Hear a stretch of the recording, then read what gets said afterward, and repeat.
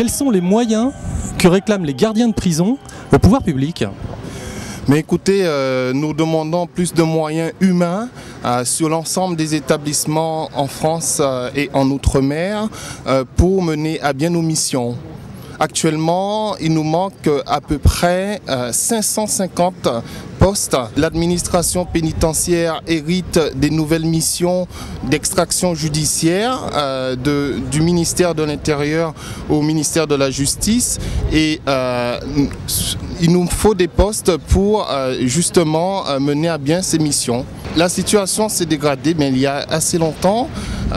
Nous sommes restés malheureusement en silence, mais aujourd'hui le personnel a ras-le-bol de pouvoir supporter ce manque d'effectifs, cette souffrance au travail et ces conditions de travail qui ne cessent de se dégrader de jour en jour.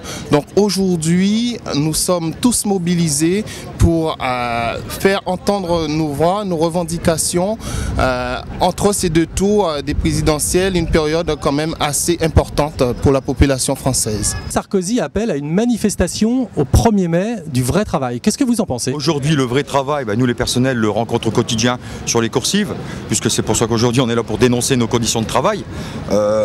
Moi, ce que j'ai envie de dire par rapport à cette position, c'est que le vrai travail, c'est tous les ouvriers, les employés, les fonctionnaires qui le vivent au quotidien. Donc je ne vois pas l'utilité de mettre une deuxième mobilisation au niveau du travail. Celle qui est mise en place depuis des années avec le 1er mai est un rassemblement de l'ensemble des Français, c'est-à-dire l'ensemble des ouvriers, l'ensemble des employés, les fonctionnaires.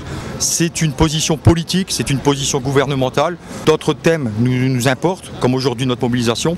En aucun cas, cet appel du 1er mai n'a été pris avec une consigne particulière au niveau du syndicat national pénitentiaire Force ouvrière. Merci, démission. Merci, démission. Merci.